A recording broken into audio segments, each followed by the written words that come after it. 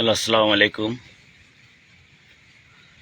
অবশ্যই লাইভে আসার কথা ছিল আরও সকালে, কিন্তু আমি বাগেরহাট যাওয়ার কথা ছিল, বলেছিলাম না কালকেরা এসপি সাহেবের কাছে। ওনার কাছে গিয়েছিলাম, উনি আমার সম্পূর্ণ কাগজপাতি দেখেছে এবং কোর্টের যে আদেশগুলো উনি পর্যালোচনা করেছে এবং আমার অর্থাৎ আমি মামলায় পড়েছি। শফিক এবং আমার যে বউ এরা চলে গেছে আমার টাকা পয়সা নিয়ে সব কিছু নিয়ে। ওই মামলায় করেছি কেন, এর আগেও মারিছে এবং জামিন নিছে, জামিনের পরেও মারিছে, প্রথম মামলা করার পর মারিছে। ওই মামলা হয়েছে, উনি এখন বর্তমানে সে তদন্ত থানায়, রামপাল থানায় তদন্ত আছে। আজকে ওই মামলা আসেনি, উনি ওই আপনার পেশকার সাথে যোগাযোগ করে ওই মামলা চাপা রাখিল।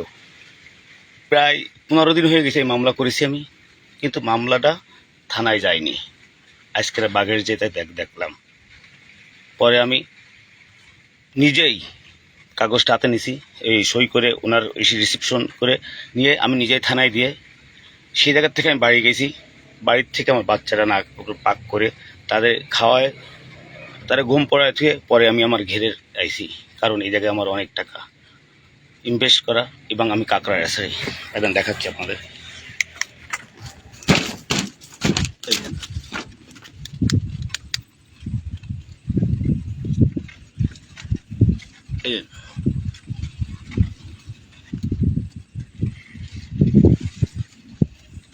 এই জায়গায় অনেক টাকা, অনেক টাকা ইনভেস্ট করা, প্রায় 5 লক্ষ টাকার মতো টাকা আমার। কী করবো, একার জীবন, এরপরও কষ্ট। যাই হোক না কেন, এসপি সাহেব আমাকে নিজে আশ্বাস দিছে। উনি আমার কাগজ, আমি বলছি কি কাগজ দেখেছে, দেখার পর 2-3টে কিছু ভুল গেছে ইজাহারে ভুল যাওয়ার পরে উনি ওই ইজাহার কপি উনি আমাকে, আমি ওই উকিল দিয়ে এগুলো সংশোধন করেন। পরে আমি কোর্টে গেছি, কোর্টে দিয়ে পরে আমাকে বলছে কি আপনি এটা রেডি করে নিয়ে আসেন। আমার দেরি হয়েছে আপনার 2 ঘন্টা, উনি বলেছে আধা ঘন্টার ভিতরে আসেন। এই 1.5 ঘন্টা আপ ডাউন, কারণ আমি যে উকিল কাছে লেখাবো উনি শুনানি করছিল, একটা মামলার শুনানি শেষ করতে বেড়াইছে। এরপর আমি গেছি এসপি সাহেবের অফিসে, যে দেখে উনি নাই, খুলনায় গেছে। প্রায় সেই জায়গায়, ওই জায়গার থেকে প্রায় 2-3 ঘন্টা আমি বসা। পরে আমার ফোন দিলাম অপরকে, স্যার আসসালামু আলাইকুম। আচ্ছা তুমি শনিবারে এসে আনে। আচ্ছা স্যার। আমি পরে আমার বলছি নিসার ডাইরেক্ট অ্যাকশন নেবে, উনি বলেছে ডিবি দিয়ে তদন্ত করবে, কারণ এই জায়গায় আমার পোষা মামলা আজ থেকে আমাকে, আমার মাথায় কাটার দাগ, আমার গায়ে ইঞ্জুরি, আমার 2 জায়গায় ভাঙ্গা, 20 দিন হয়ে গেছে মামলা হয় না। এক্সরে রিপোর্ট দুটোই ভাঙ্গা। হাত দেখেন, হাত কাটা, এই যে বাড়ির দাগ। মামলা হয় না কেন? তো অনেক কারণ আমার তো চেহারা ভালো না, মুখ মিষ্টি হাসি দিতে পারি না, এই জন্য। আর আপনাদের যে সত্যিকারের যে প্রমাণ, যে লাইভ যা দেখাবো আপনাকে, যদি আল্লাহ যদি ইনশাল্লাহ আমাকে বাঁচায়, কালকে দেখাবো। কারণ আমার এই জায়গায় ওদের ঘেরালো, ওদের বাড়ি হলো ওই পাশে, ওই জন্য ওদের বাড়ি দেখাচ্ছে আপনাকে। ঘটনাটা এই সমস্যা হলো এই জায়গায়, যে জায়গায় সম্পর্ক ভালো ছিল ওই সময় আমি ঘেরটা রাখিলাম, সম্পর্ক খারাপ এই জন্য। এই আমার জানেন, এই আমার গেট, আপনার দেখে রাখেন, এই গেট তারা ওই জায়গায় ভাঙ্গিছে, কালকেরা ওই জায়গায় ভাঙ্গিছে, দেখেন।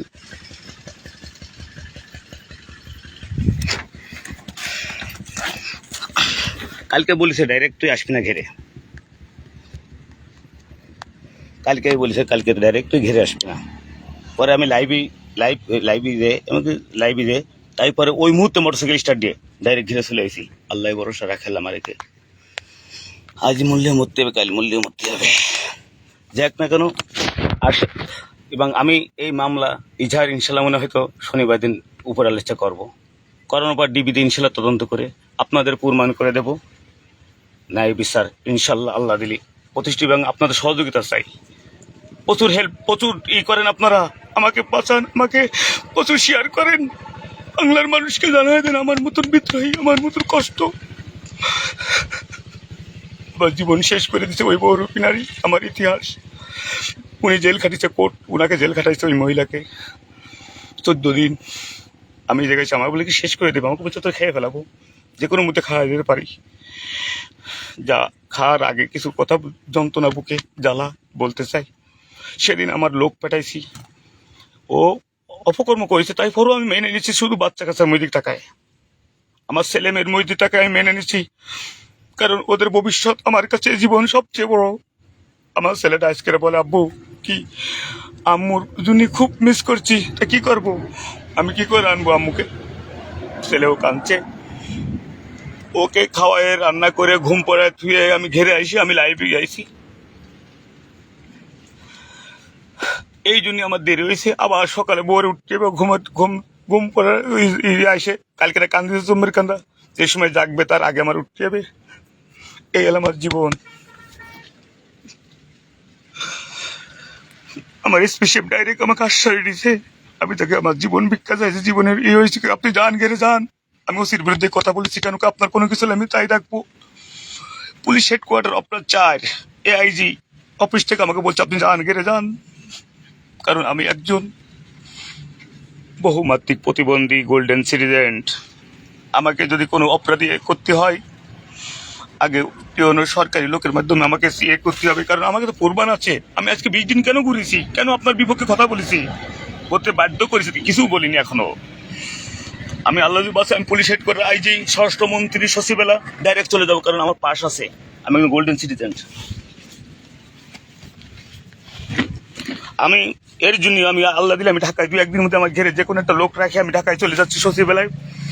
উপদেষ্টা আমি আপনারা দোয়া করবেন, আমি ডাইরেক্ট ওই জায়গায় লাইভ হবো ইনশাল্লাহ। বর্তমানে যে উপদেষ্টা আছে ডাইরেক্ট ইউনূস সাহেব, আমি তার কাছে যাবো ইনশাল্লাহ।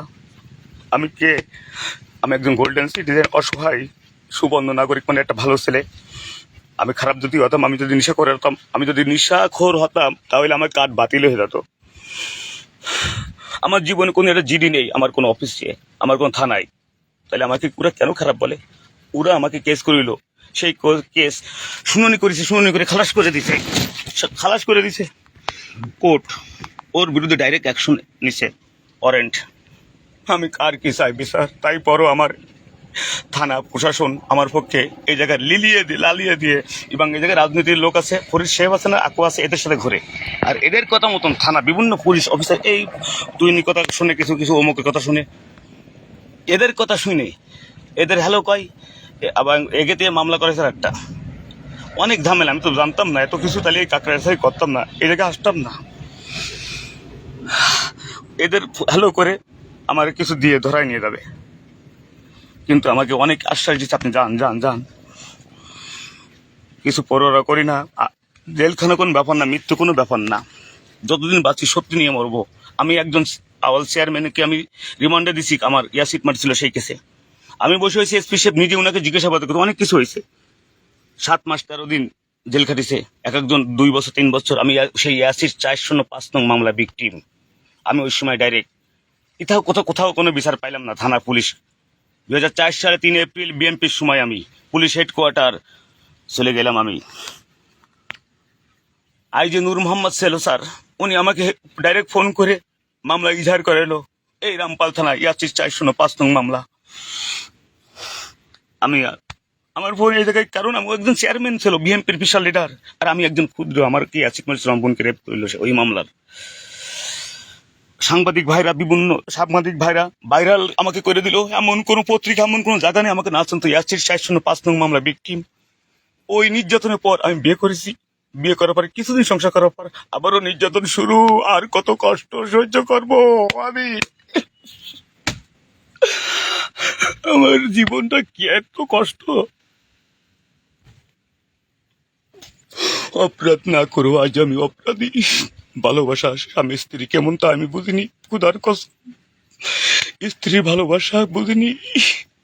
মানুষের ভালোবাসা যে আসে সে সকুলটা হয়ে যায়।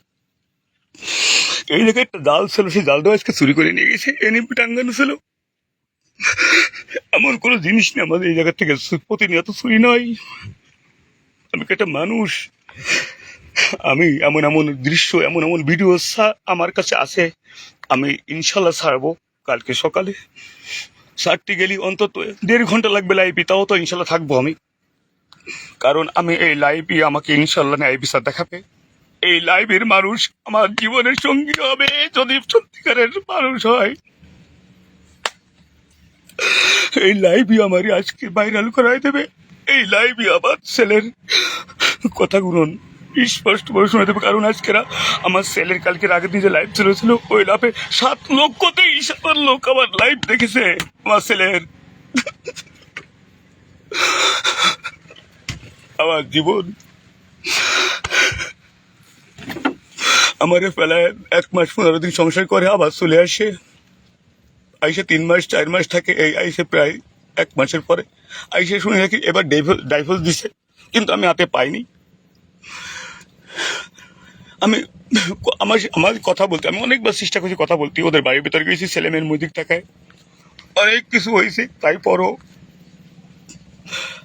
নির্মম এক প্রতিহাস অত্যাচার নির্যাতন জুলুম আমার পরে। কেন মামলা করেছি? কারণ আমি এই তারিখে আমি কোর্টে গেছি আজকে। আমি স্যার আমাকে তো এরকম মারা হচ্ছে, আমি কি করবো? কি সামনের তারিখে তুমি বেল কি আপনার জামিন বেল ক্যান্সেল পিটিশন দাও, দেওয়ার সাথে আটকাই দেবেন 2টো মামলা সইমরি নকল উঠে রাখো, ওই সইমরি নকল এর সাথে গাইতে দিবা, দিল্লি একবার কি হয়ে যায়। সেই জায়গাতে একটু আশ্বাস একটু ভালো লাগলো, কারণ আমার কেস করলি মারিছে একবার, জামিন যেদিন হয়েছে ওই দিন মারিছে আমাকে। দেখেছেন তো 25 তারিখ কি কালকেরা আমি দেখাইছি লাইভে, ওই জন্য আবার দেখাবো। যেদিন জামিনের কপি আমি উঠে নিয়েছি এসকেরা, যেদিন জামিন দিয়েছে কোর্ট ওই দিন সকাল জামিন দিয়েছিল আপনার 2টোই, মারিছিল 7:30 ঘেরের 7টা মোটরসাইকেলে ভেঙে দিয়েছে, ভাঙচুর, ঘর লুটপাট ভাঙছে, কিছু নেই দেন।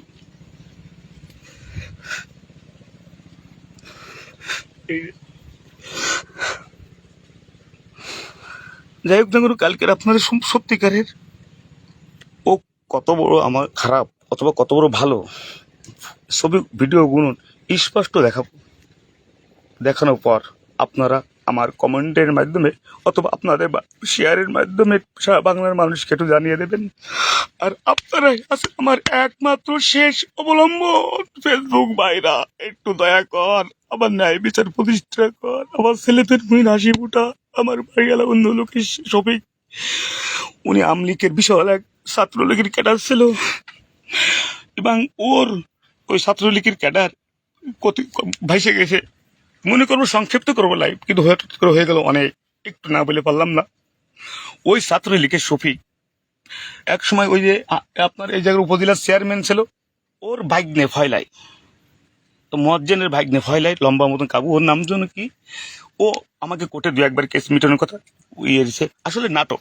হঠাৎ করে উনি আমাকে এক জায়গায় ডাকার পর ওই জায়গায় চক্রান্ত করে ওই জায়গায় আমাকে বাইরে ফেলানোর একটা ষড়যন্ত্র করেছে। আল্লাহ আমাকে বাঁচাইছে। আমার এক লোক বলছে আপনি বাঁচতে চাইলে চলে যান মাজারের ভিতরে, কোথায় জন্য সেদিকে তাই ফলায় চলে আসি, মোটরসাইকেল ফেলায়। পরে 3টে 9 ফোন করে মোটরসাইকেল উদ্ধার করে নিয়ে যায়। আমার মোটরসাইকেল এদিকে এসে জ্বালায় দেবে। পরে আমি আমার এক লোককে আমি সাথে নিয়ে আসছি, ওই লোক আমাকে আগেই দিয়ে আমার মোটরসাইকেল নিয়ে আবার চলে গেছে বাড়ি, তুই আবার আসবে সকালে। খরচ মানে আমার জীবনটা এতই এই জায়গায় রাখার কায়দা নেই মোটরসাইকেল পথেটে। আরে পথেটে না আসলি আমার কি কি কি আসে এই জায়গায় আল্লাহ জানে। এত কাঁকড়া ছাড়িয়েছি, 200 কেজি কাঁকড়া ছাড়িয়েছি। যাই হোক না করে আপনারা দোয়া করবেন আমি যেন ন্যায় বিচার পাই। এবং ওরা আমার 2বার মারিছে, 2বার 26/7, 24-25 ধারা ইনশাল্লাহ হয়েছে। এবার লুটপাট হয়েছে, মোটরসাইকেল ভাঙিছে, গেট লুটপাট। এই মামলা ইনশাল্লাহ এসপি সাহেব নিজেই বলেছে, আমি ডিবি দিয়ে তদন্ত করে স্পেশাল টিম দিয়ে, আমি ওই জায়গায় থাকতে উনি ফোন দিয়েছে বিভিন্ন জায়গায়, সত্যতা পেয়েছে ইনশাল্লাহ। কারণ এত পুলিশ আমি জানি একটু উদ্ধত কর্মকর্তা একটু কেটকেটে হয়, কিন্তু এই এসপি সাহেব দেবতা, খুব ভালো মহান ব্যক্তি, ইনাকে অনেক সালাম, ওনাকে ধন্যবাদ। উনি আমার কষ্ট শুনে আমার জড়ায় ধরেছে। আর বলছে ইফ্যান নিয়ে আইস, আমার ফোন বন্ধ কেন, আমার চার্জ ছিল না ফোনে। এই কথা বলতে তো সকালে 10টায় ফোন বন্ধ কেন গালাগালি করেছে। আমার ফোন দিলি, আমি ওই 4-5 ঘন্টা বসে থাকার পর 2-3 ঘন্টা পর রিং দিছি, ওই সময় গালা বলে করেছে শনিবারে আই। আমি একটা মহৎ লোকরে পাইছে, আর আপনারা আমার শেষ অবলম্বন। আপনাদের মাধ্যমে মনে হয়তো ওনারা যোগাযোগ করেছে, কারণ আপনাদের শেয়ারের এবং আপনাদের হেল্পের, আপনাদের সাহায্যের মাধ্যমে পুলিশ হেডকোয়ার্টার 5টা আমার সাথে যোগাযোগ করেছে, আপনার চার আইজি সাহেব ডাইরেক্ট। আমি তাকে কাগজ এরই মাধ্যমে আমি হোয়াটসঅ্যাপের মাধ্যমে তাকে দিয়ে দিচ্ছি সম্পূর্ণ। আমি এই শফিকের নামে 4 বছর আগে জিডি করা ছিল, সেই জিডির কপি আমি হোয়াটসঅ্যাপের মাধ্যমে দিয়ে দিচ্ছি। এই মহিলা, এই আমার যে বউ, ইনার নামে আমার 4টে জিডি, এবার তালাক গেলে 3টে তালাক, এই সম্পূর্ণ সব আমি হোয়াটসঅ্যাপের মাধ্যমে আমি দিয়ে দিচ্ছি। আমি সেই এআইজি স্যার কথা দিছে, পাগল কান্দিস না, এখনো ভালো মানুষ আছে, আমরা দেখবো। আমি সেই পাগল এআইজি স্যারের কাছে আমি যাব, ঢাকায় ছুটে ইনশাল্লাহ যাব। আর আমি কালকের সত্যিকারের বহুরূপীকে তাই দেখাবো, কারণ বুকে যন্ত্রণা, কত কষ্ট পাবো। 2 মাস 15 দিন ভালো থাকি, একবার ভালো থাকি, এমন ভাবে মিষ্টি ভাবে যায়, এমন মিষ্টি হাসি দিয়ে যায়, আর কান্দায় আসে। এইভাবে আমার জীবনটা 1 বছর না, 2 বছর না, 7 বছর, 14টা বছর এই ধারাবাহিকতায় রয়েছে। কিন্তু আমি শুধু একটা কারণে, আমার বাচ্চা, আমার ছেলে মেয়ে, বিয়ে তো আজকেরও করতে পারি, কালকেও করতে পারি ইনশাল্লাহ। আমি পুরুষ না, আমি মানুষ না, কিন্তু আমার ছেলে মেয়ে কি করবে? আমার কোটি কোটি টাকা এই মহিলা লস করেছে। আমি একজন কোটিপতি ছিলাম, ওই কোটিপতি আমাকে ধ্বংস করেছে একমাত্র আমার ওই বউ, যে বহুরূপী বলি যাকে, ঘেরে মাছ হয়েছে। এই জায়গায় এসে ওকে খুঁজ দিই, 2-3 দিন খুঁজ দিই, যেতে কোথাও ঘেরে যায় না, পাগলের মতন। মাছ অন্য মাসে আলান দিয়ে মেরে নিয়ে যাচ্ছে। তাহলে কার কারণে হয়েছে বলেন? ওকে খুঁজ দিই, একটা লোক খুঁজ দিয়ে গেলে ডেলি 4-5 হাজার টাকা লাগে। এ বলতেছে আমি এনে দিচ্ছি 2,000 দাও, বলছে আমি এনে দিচ্ছি 5,000 দাও। সব নাটক করে করে টাকা খেয়ে গেছে। এইভাবে এখন আমার এমন কোনো দিন নেই 3-4 হাজার টাকা আমার গেলে এই জায়গায় আশেপাশে দিতে না হয়, কারণ এই জায়গায় ওরা ওদের বাড়ির পাশে থাকতে গেলি কত লোক কিভাবে হেল্প করতে হয়, কিভাবে কি করতে হয় আপনারা জানেন। এত কষ্ট আমার, প্রতিটা মুহূর্তে প্রতিটা জায়গায় কষ্ট। ওই আমার চেয়ারম্যানের সময় আমার ইয়াসির ম্যান আমার বোনকে রেপ করা, ওই কেসে সময়, ওই নরদুরি করার সময়, ওই 7-10 বছর হাইকোর্ট, সুপ্রিম কোর্ট, এই কোর্ট ও কোর্ট দৌড়দৌড়ি করে ফেলেছি। ওই সময় যে যন্ত্রণা, তার চেয়ে ডবল যন্ত্রণা এখন। বাচ্চা আছে, মা বলেছি, কে মাকে এনে দিতে পারি না, বাচ্চার মুখ আমি উজ্জ্বল করতে পারি না। আমি এটা বাবা না কলঙ্কার, এই বাবা ইনশাল্লাহ আমি এর ফয়সালা করে ছাড়বো এবার। আর আপনারা আপনারা আমাকে একটু হেল্প করবেন। অনলাইন ভাইরা আমার শেষ অবলম্বন, আপনারা আমার চিরসাথী, আপনারা আমার সব। আপনারা কে মাধ্যমে আমি এই বাংলার মানুষকে সব বলতে চাই। আসি, আসসালামু আলাইকুম।